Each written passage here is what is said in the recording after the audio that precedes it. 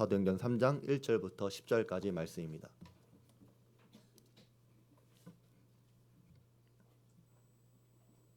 제9시 기도 시간에 베드로와 요한이 성전에 올라갈새 나면서 못 걷게 된 이를 사람들이 메고오니 이는 성전에 들어가는 사람들에게 구걸하기 위하여 날마다 미문이라는 성전문에 두는 자라.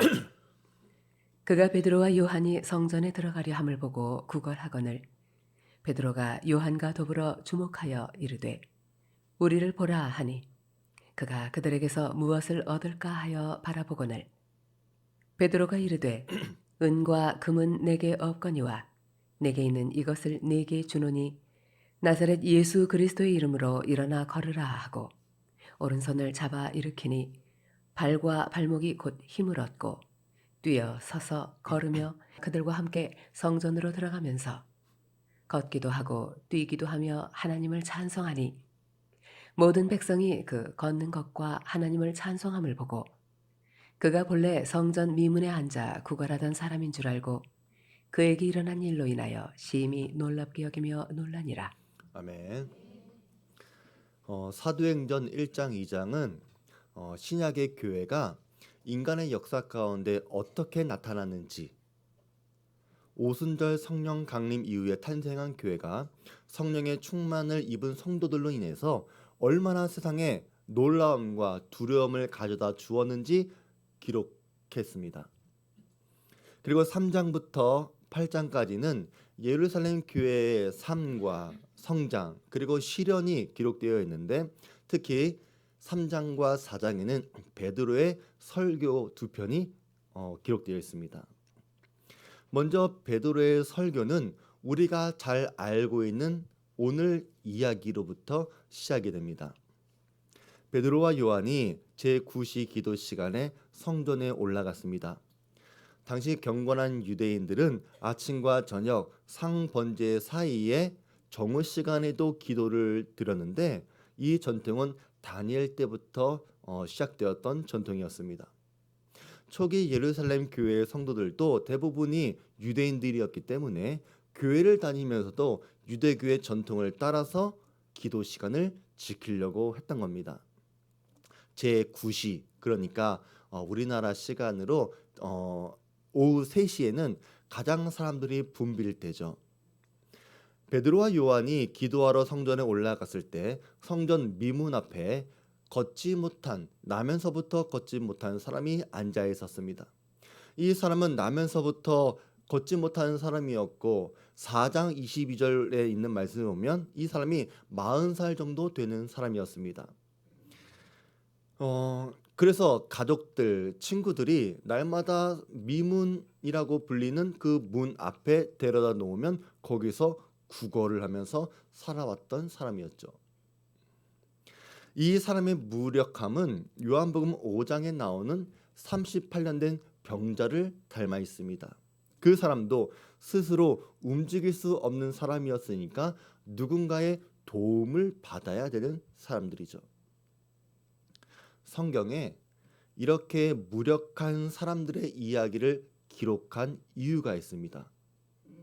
바로 우리 모두는 스스로를 구원할 수 없는 절망적인 상태의 죄인이라고 하는 것과 세상이 죄와 비참함으로부터 우리를 벗어나게 해줄 수 없다.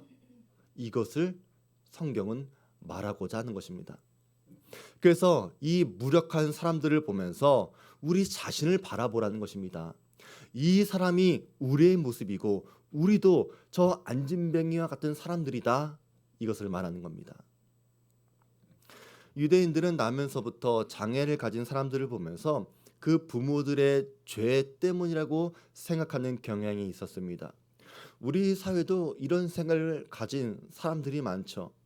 어떤 사람은 전생을 들먹이면서까지 말하는데 요한복음 9장을 보면 예수님께서도 제자들이 이런 생각을 하고 있었을 때 이 사람이 이렇게 된 것은 죄와 저주 때문이 아니라 하나님의 영광의 차원이었다 이렇게 말씀하시면서 그 생각을 고쳐주십니다. 그래서 우리 인생의 바른 관점은 이런 게 어떻게 하나님의 영광입니까? 이 질문이 아니라 이것이 하나님의 영광이었군요 라고 하는 관점으로 바뀌어져야 하는 것입니다. 많은 사람들은 불행과 비극도 하나님의 영광이 될 수 있다는 사실을 이해하지 못합니다.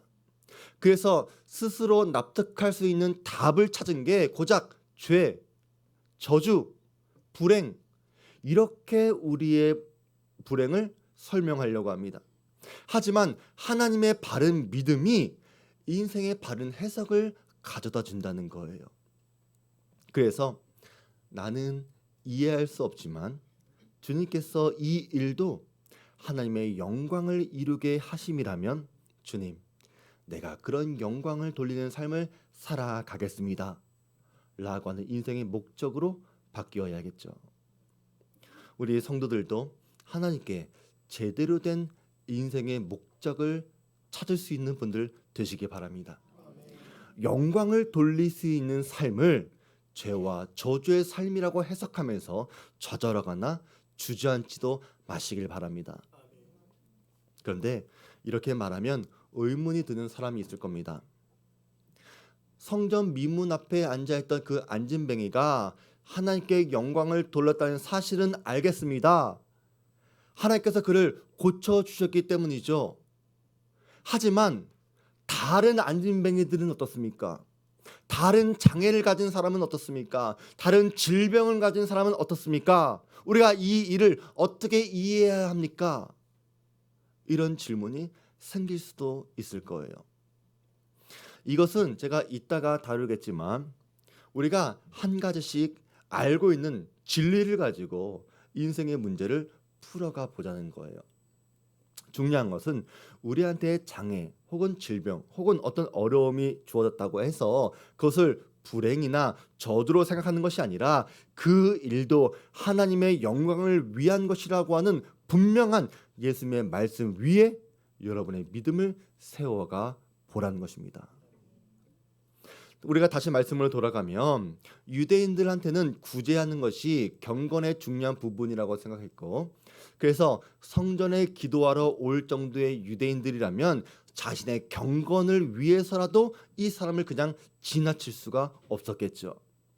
그래서 성전 미문 앞에는 이 안진뱅이도 있었고 아마도 이 사람 외에 더 많은 병자들이 그 앞에 있었을 수도 있습니다.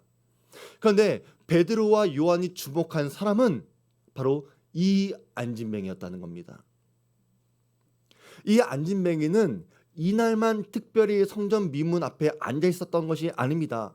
아마 계속해서 이 자리를 지키고 있었던 사람이었을 텐데 이상하게 이날 베드로와 요한이 그 사람을 주목했다라고 하는 것은 그 사람한테 어떤 특별한 이벤트가 생겼다라고 하는 것이죠.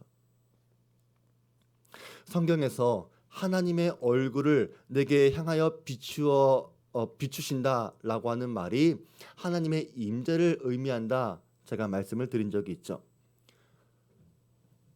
그래서 베드로와 요한이 이 안진뱅이를 주목했다라고 하는 것은 하나님의 임재가 베드로와 요한을 통해 이 사람에게 임하고 있다. 이것을 암시하고 있는 말입니다. 안진뱅이는 여느 날처럼 베드로와 요한이 성전에 들어가는 것을 보고 한 푼만 주십시오. 구걸을 하고 있었을 겁니다. 그런데 그 사람이 내게 말을 걸어오는 겁니다. 우리를 보라.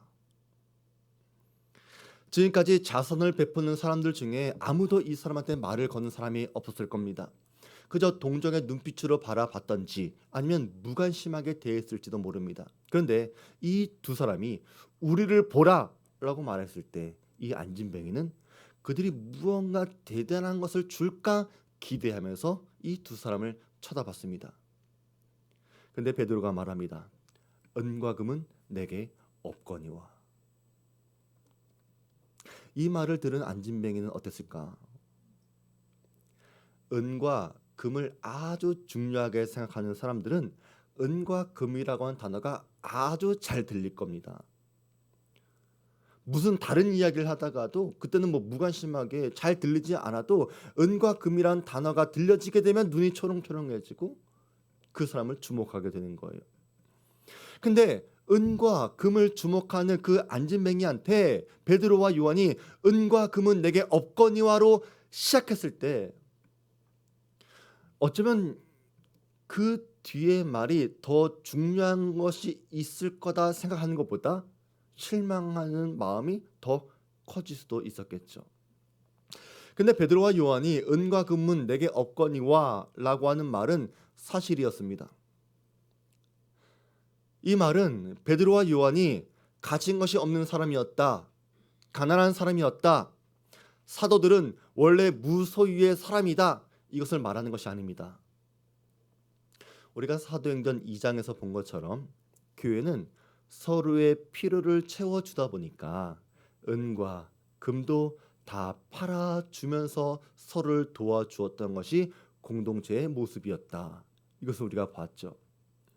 그런데 여러분, 은과 금을 자신의 재산을 다 팔아주었다고 해서 교회가 그것 때문에 어려워졌습니까? 아닙니다. 하나님은 성도들의 구제와 나눔을 통해서 사람들의 필요를 채워준 것처럼 베드로와 요한도 지금 은과 금은 없지만 이 안진뱅이에게 꼭 필요한 것을 채워줄 수 있었던 것이 있었던 겁니다. 내게 있는 이것을 내게 주노니 나사렛 예수 그리스도의 이름으로 걸으라. 이것이 오늘 본문의 핵심 구절이죠.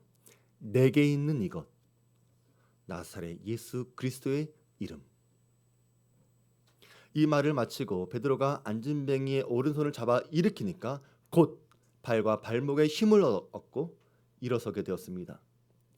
안진뱅이가 내민 손은 베드로의 손이었지만 그 권능은 주님의 권능이었습니다. 태어나 40년 동안 한 번도 걸어보지 못한 사람이 곧바로 일어나 걸었습니다. 곧이라고 하는 말은 즉시라고 하는 말입니다. 어느 정도 재활 기간이 필요했다, 그 말이 아닙니다. 심지어 그는 뛰었고 성전에 들어가 하나님을 찬양했습니다.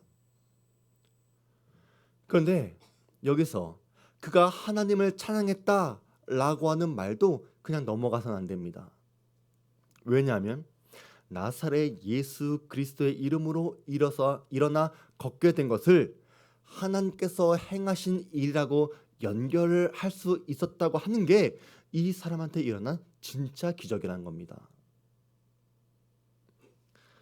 보통 성전 앞에서 구걸을 한다고 하더라도 이 사람이 진짜 하나님에 대한 믿음이 있는지 없는지 확신할 수 없습니다. 확인할 수가 없죠. 교회나 기독교에 관련된 일, 그런 직장을 갖고 있다고 해서 그 사람이 진짜 그리스도인, 신앙인인지 아니면 그냥 직업인인지 이것을 우리가 확신할 수 없습니다. 성전 앞에 있다고 이 사람이 하나님을 믿는 사람인지 확신할 수 없다는 것이죠. 또 이 사람한테 하나님께 감사할 수 있는 믿음이 있었다고 하더라도 예수님으로 인해 하나님께 감사할 수 있다. 이것은 또 별개의 문제입니다. 물론 우리가 언제든지 하나님께 감사할 수 있는 사람이라면 뭘 해도 하나님 감사합니다, 이런 말을 합니다. 그런데 교회를 다니나 안 다니나 혹은 교회를 싫어하는 사람들로부터 내가 도움을 받았더라도 우리는 하나님 감사합니다, 이런 말을 할 수 있는 사람입니다. 그건 우리의 신앙이니까. 근데 이 사람이 하나님을 찬양하게 된 게 주님의 이름과 그 이름의 능력을 믿는 믿음 때문에 하나님께 대한 감사로 이어졌다라고 하는 것이 중요했다는 겁니다. 베드로가 말합니다. 그 이름을 믿음으로 그 이름이 너희가 보고 아는 이 사람을 성하게 하였나니 예수로 말미암아 난 믿음이 너희 모든 사람 앞에서 이같이 완전히 낫게 하였느니라. 그러니까 원래 이 사람이 예수님을 믿고 있었는지 아닌지는 알 수 없습니다. 그러나 베드로와 요한이 은과 금은 내게 없거니와 내게 있는 이것을 내게 주노니 나사렛 예수 그리스도의 이름으로 일어나 걸으라 말할 때 그 말씀이 이 사람에게 들려졌고 예수로 말미암아 그 말씀이 이 사람에게 믿음을 주었고 그 믿음이 이 사람을 완전히 낫게 해준 겁니다. 아까 말한 것처럼 은과 금이 너무나 중요한 사람한테 은과 금은 내게 없거니와 라고 말한 말에 그 실망한 사람은 그 뒤에 어떤 말이 들려도 중요하게 들려지지 않겠지만 하나님의 은혜가 있는 사람은 은과 금이 없어도 나사렛 예수 그리스도의 이름을 붙들 때 하나님의 놀라운 기적이 일어나는 겁니다. 그래서 이 말씀을 준비하면서 이런 기도를 하나님께 드렸습니다. 하나님, 우리 성도들의 사업장들마다 참 어려운 시절을 보내고 있습니다. 그런데 제가 일일이 그분들을 찾아다니면서 저분들의 매출을 제가 도와줄 수는 없습니다. 제가 한 번, 두 번 찾아가고 한 번, 두 번 사줄 수 있다고 하더라도 그것이 그분들에게 잠깐의 위로가 될 수 있다고 하더라도 제가 이분들의 근원적인 고통을 해결해 줄 수는 없겠죠. 또 그렇게 하려면 저한테는 어마어마한 물질이 필요할 겁니다. 그러나 나에게 은과 금은 없거니와 내게 있는 이것 나사렛 예수 그리스도의 이름으로 우리 성도들의 사업장을 기도하며 축복합니다. 저들이 오늘 안진뱅이들이 곧 힘을 얻어 뛰며 성전에서 하나님을 찬송한 것처럼 저들의 사업장이 곧 힘을 얻어 일어나 성전에서 하나님을 찬송하게 해주세요. 기도가 나오는 겁니다. 이 기도가 말씀에 의한 기도이기 때문에 곧 응답될 줄로 믿습니다. 그래서 여러분도 베드로의 말을 통해서 이것을 아셔야 합니다. 여러분이 그 이름을 믿을 때 여러분이 성하게 되는 겁니다. 예수님으로 말미암아 난 믿음이 여러분을 낫게 할 겁니다. 예수님의 이름으로 일어서는 분들 되시기 바랍니다. 그런데 이 사건은 여기서 끝나지 않습니다. 여기서부터가 진짜 시작입니다. 이 사건은 성전 앞에서 벌어졌고 치유받은 사람은 성전에 기도하러 온 사람들한테는 아주 익숙한 사람이었을 겁니다. 오히려 이 사람을 다른 데서 봤다면 저 사람 성전 앞에서 구걸하는 사람 아니야? 즉시 떠올릴 정도로 아주 유명하다면 유명했을지도 모르는 사람입니다. 근데 그 사람이 지금 일어나 걷고 뛰고 찬양하는 것을 보고 놀랐다는 거예요. 10절 말씀에 놀랐다라고 하는 말이 2번 나오는데 헬라어에 보면 이 단어들이 각각 다른 단어로 기록되었습니다. 첫 번째 놀랐다라고 하는 말은 두려워하는 놀라움이에요. 경건한 유대인들은 이런 일들은 오직 하나님만 하실 수 있다고 믿었기 때문에 이들이 놀란 그 두려움은 하나님이 행하셨다라고 하는 생각에서 나오는 두려움이었고 놀라움이었습니다. 근데 이 놀라운 일은 얼마 전 예수님께서 그들에게 보여주셨던 기사와 표적을 닮아 있다는 거예요. 유대와 갈릴리에서 나사렛 예수님이 보여주신 기적은 놀랍고 두려운 기사와 표적들이었습니다. 그런데 그 예수가 2-3달 전에 십자가에 처형당해 죽었고 물론 예수님의 제자라고 하는 사람들이 그 예수가 부활했다고 떠들고 다녔지만 이것을 믿는 사람들은 얼마 되지 않았을 겁니다. 그런데 지금 그 예수가 죽었다고 알고 믿고 있는 사람들한테 예수의 제자라고 하는 사람들이 예수의 이름으로 예수가 일으켰던 그 기적을 동일하게 보여주니까 이들이 심히 놀란 것은 당연했다는 겁니다. 일어날 수 없는 기적이 일어나서 두려워 놀란 것이 아니라 십자가에 달려 죽은 그 예수가 보여줬던 기적이 예수의 사람들에 의해서 예수의 이름으로 지금도 일어났다는 것이 두려웠고 놀란 것입니다.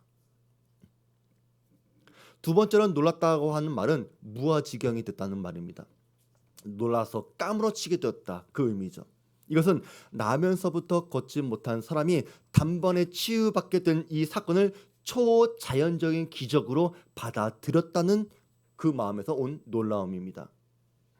그리고 이 사건은 오순절 성령 사건 때처럼 예루살렘을 소동하게 만들었습니다. 자, 그렇다면 왜 성령 하나님은 이 사건을 예루살렘 교회 초기에 중요한 사건이라고 생각하시고 기록하게 하셨을까? 바로 이 사건도 오순절 성령 강림처럼 새로운 시대의 표적이었기 때문에 성경에 기록한 겁니다. 유대와 갈릴리에서 이사와 기적을 행하시던 예수님은 십자가에서 죽으셨고 부활하셨고 그들이 보는 가운데서 하늘로 올라가셨습니다. 하지만 주님이 승천하시면서 그들에게 약속하신 것은 약속하셨던 것을 사도들과 교회 그리고 예루살렘 유대인들에게 알게 한 겁니다. 하늘과 땅의 모든 권세를 가진 예수님께서 제자들과 세상 끝날까지 함께 하시겠다라고 약속해 주셨는데 그것이 오늘 그 증거로서 보여주었다는 겁니다. 그래서 이 기적 사건은 예수님께서 승천하셨지만 교회와 사도들을 통해서 당신의 주권과 당신의 능력을 행사하고 계신다라고 하는 표적입니다. 하나님의 나라가 가까웠다라고 한 그 선언이 예수님의 승천으로 인해서 끝이 난 것이 아니란 겁니다. 그래서 이 사건의 초점은 베드로나 걷지 못했던 안진뱅이가 아닙니다. 이 일의 핵심은 예수님이십니다. 예수님의 능력은 교회를 통해서 지금도 계속되고 있습니다. 문제는 그리스도의 능력이 오늘날 어떻게 나타나고 있는가 이것입니다. 교회 역사에서는 이 문제에 관해 오해가 많았습니다. 그리스도의 능력이 나타나는 방식에 대한 오해였습니다. 그리스도의 능력이 나타나는 방식은 세상에 생각하는 방식이 아닙니다. 성경과 복음이 강조하는 그리스도의 능력은 십자가를 떠나서는 생각할 수 없습니다. 약해 보이고 미련해 보이는 십자가는 죄인을 구원하시는 하나님의 능력입니다. 교회는 세상에 그리스도의 힘을 보여주고 싶은 유혹을 느낍니다. 나면서부터 걷지 못한 안진뱅이가 일어나 걷게 되는 일들이 일어나기를 원합니다. 그러면서 봐라, 이것이 그리스도의 능력이다 외치고 싶어 합니다. 그러나 교회와 함께 하시는 그리스도의 능력은 이 세상에서 언제나 이런 방식으로 나타나는 것이 아니라는 것을 여러분이 아셔야 합니다. 사도 바울은 우리에게 말합니다. 그리스도께서 약하심으로 십자가에 못 박히셨으나 하나님의 능력으로 살아계시니 우리도 그 안에서 약하나 너희에게 대하여 하나님의 능력으로 그와 함께 살리라. 우리는 십자가의 능력이 세상적인 방식으로 표현되기를 나타내기를 원하지만 그 능력은 역설적인 방법으로 나타나게 될 겁니다. 내게 능력 주신 자 안에서 내가 모든 것을 할 수 있느니라. 사도 바울이 이 고백을 하는 맥락은 그 앞에 11절 12절에서 나오게 되죠. 내가 궁핍함으로 말하는 것이 아니니라. 어떤 형편에든지 나는 자족하기를 배웠노니 나는 비천에 처할 줄도 알고 풍부에 처할 줄도 알아. 모든 일 곧 배고픔과 배부름과 배고픔과 풍부와 궁핍에도 처할 줄 아는 일체의 비결을 배웠노라. 사도 바울은 모든 상황 속에서도 불평하거나 원망하지 않고 견디고 감사하고 자족하는 비결을 배웠는데 그것이 자기에게 능력을 주시는 그리스도 안에 있기 때문에 그와 같은 일들이 가능했다. 이것을 우리에게 말해주는 겁니다. 1등을 하든 꼴등을 하든 궁핍과 비천과 풍부의 모든 상황에서 자신을 견디게 하고 이기게 하시는 그리스도의 능력을 말하는 겁니다. 교회가 외적으로 성장하고 멋진 예배당을 지어서가 아닙니다. 성도들이 경제적인 공경을 딛고 경제적인 성공을 이루어야지만 아닙니다. 모든 환경, 모든 조건, 그것이 어떤 악조건이라고 하더라도 교회와 성도들은 그리스도의 능력을 경험할 수 있고 세상에 드러낼 수 있고 그리스도의 이름을 높일 수 있습니다. 다만 오늘 일어났던 치유의 기적은 하나님께서 교회와 함께 하시는 그리스도의 이름으로 능력을 만천하에게 보여주시는 사건이라는 점에서 중요한 겁니다. 베드로는 이 안진병이를 고쳐준 다음에 모여든 청중들을 향해서 누구 또 낫고 싶은 사람 없습니까? 이곳에 오시면 제가 나사렛 예수 그리스도의 이름으로 다 고쳐드리겠습니다 라고 말하지 않았습니다. 여러분이 이 사실을 분별해서 들으셔야 합니다. 이 일은 언제나 일어날 수 있는 일이고 또 오늘날에도 일어날 수 있는 일이지만 이 일이 일어나지 않아도 괜찮습니다. 상관없습니다. 아까 우리가 가졌던 질문, 왜 다른 병자들은 낫지 않습니까? 왜 병자들을 고쳐주지 않습니까? 라고 하는 질문도 똑같은 답입니다. 예수님의 이름으로 고쳐져서 주님의 이름이 영광을 받을 수 있다면 십자가의 방법은 그리 아니하실지라도 주님의 이름이 영광 받으실 수 있는 겁니다. 우리가 어떤 일을 하던 어떤 모습이 되던 어떤 결과가 있던 혹 그 일이 안 되더라도 우리는 주님께 영광을 돌려야 합니다.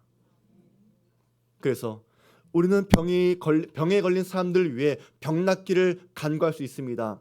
그리고 그들에게 의인의 간구에 힘 있는 역사가 있다라고 말하고 소망할 수도 있습니다. 그러나 그리 아니하실지라도 하나님은 그것도 영광이라고 우리에게 말씀해 주고 있는 것입니다. 또 한 가지, 은과 금은 내게 없거니와 라고 하는 베드로의 말은 교회가 가난하고 도움이 필요한 사람한테 물질적으로 돕지 않아도 된다, 그 말이 아닙니다. 또 교회는 영적인 도움만 주는 곳이다, 그런 의미도 아닙니다. 베드로와 요한은 은이나 금 같은 물질은 아니었지만 그 안진뱅이에게 실질적인 도움을 주었다는 것이 중요한 겁니다. 그래서 우리는 교회가 세상을 섬길 때 우선순위의 교훈을 배워야 합니다. 때로는 은이나 금같이 물질로서 고쳐질 수 있는 일들이라면 교회는 은과 금으로 힘써서 도와줄 수도 있어야 합니다. 그러나 은과 금으로 될 수 있는 일이 아니라면 우리는 믿음으로써 영혼들을 구원해야 하는 것입니다. 교회는 세상에 존재하는 그리스도의 몸으로서 교회만이 갖고 있는 것을 세상에 줘야 합니다. 우리가 갖고 있지 않는 것은 줄 수 없습니다. 교회가 은과 금이 많다면 세상을 은과 금으로 섬길 수도 있습니다. 또 마땅히 그래야 합니다. 하지만 교회가 아니더라도 그런 일을 잘할 수 있는 단체나 조직은 더 많습니다. 또 모든 교회가 다 금과 은이 많은 것도 아니죠. 그렇다면 교회가 교회이기 때문에 갖고 있는 것이 무엇입니까? 그것이 바로 베드로가 말한 내게 있는 이것, 나사렛 예수 그리스도의 이름입니다.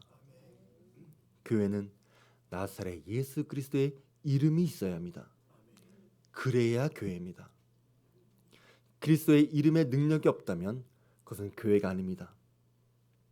세상이 교회한테 은과 금을 기대하겠습니까?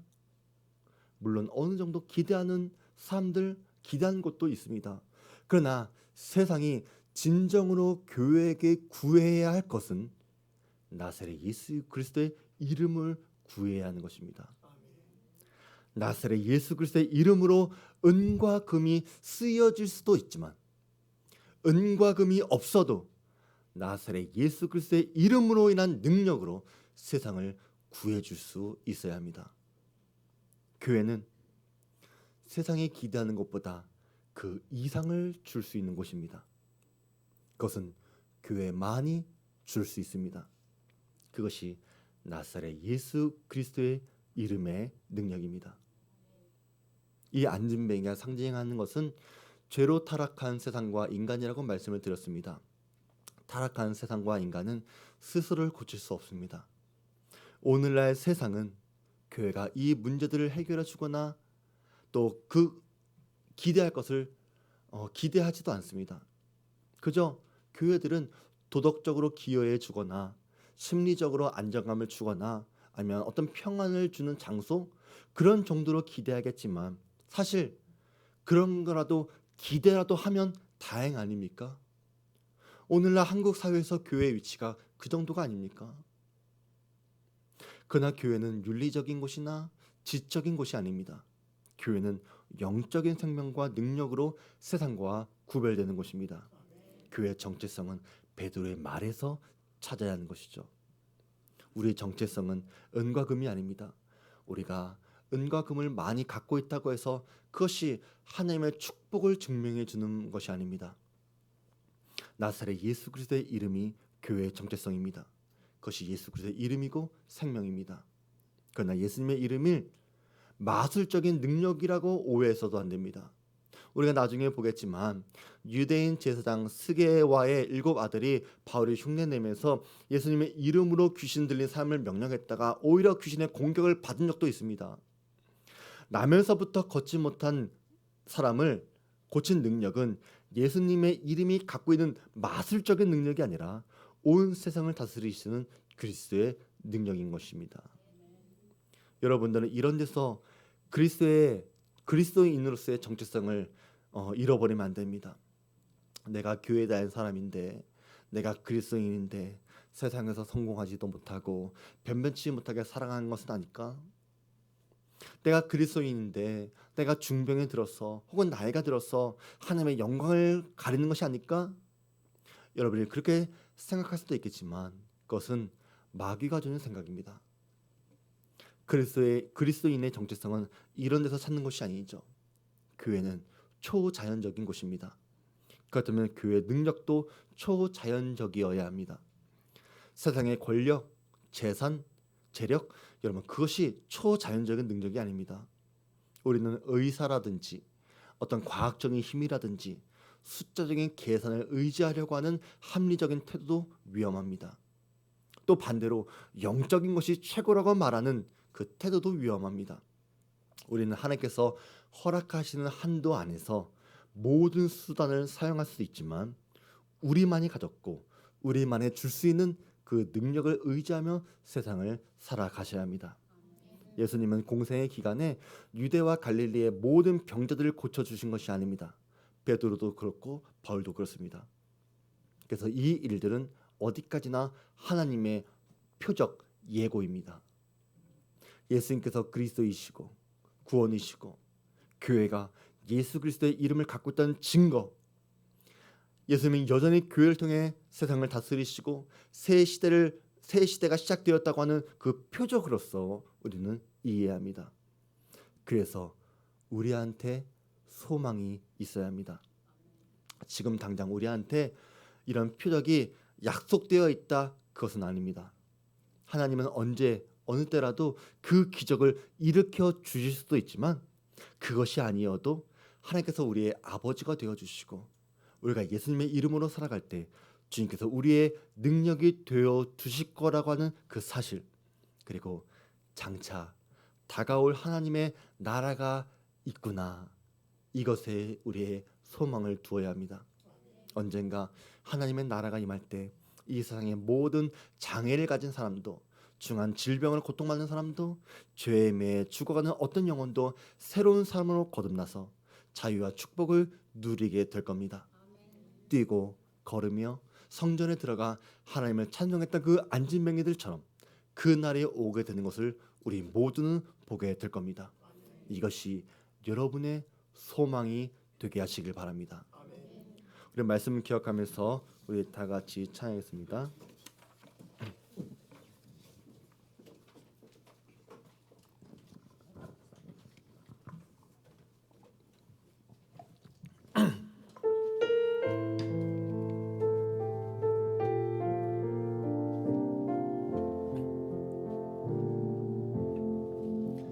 예수의 이름으로 나는 일어서리라.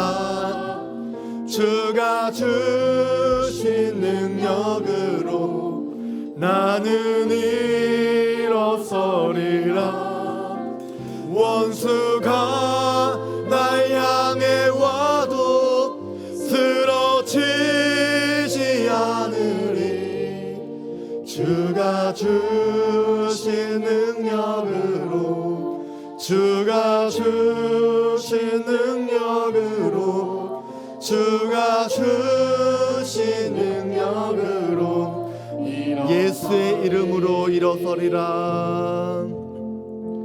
예수의 이름으로 나는 일어서리라. 주가 주신 능력으로 나는 일어서리라. 원수가 날 향해 와도 쓰러지지 않으리. 주가 주신 능력으로, 주가 주신 능력으로, 주가 주신 능력으로 예수로 사네. 예수로 사네. 그 힘으로 서네. 예수와 가네. 그의 길로 걷네. 그 안에서 보네. 그 영광을 보네. 예수로, 예수의 삶으로 예수로 사네. 예수로 사네. 그 힘으로 서네. 예수와 가네. 그의 길로 걷네. 그 안에서 보네. 그 영광을 보네. 예수로, 예수의 삶으로 사네. 하나님 아버지, 우리가 예수로 살고 예수로 걷고 예수로 서는 인생들 되게 하여 주시옵소서. 많은 사람들이 죄와 무력함에 가득 차 있으면서도 여전히 바라는 것은 은과 금 같은 값진 보물이지만 주님, 우리에게는 은보다 금보다 더 귀한 것 나사렛 예수 그리스도의 이름이 우리에게 있게 하여 주시옵소서.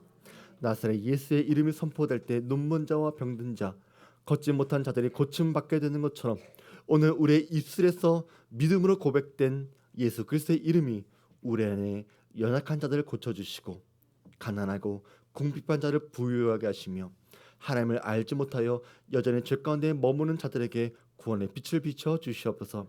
그리하여 우리 주한교회에 나사렛 예수 그리스도의 이름이 있음을 증명하게 하시고 예수로 인해 살아가는 우리 주한교회 모든 성도들 되게 하여 주시옵소서.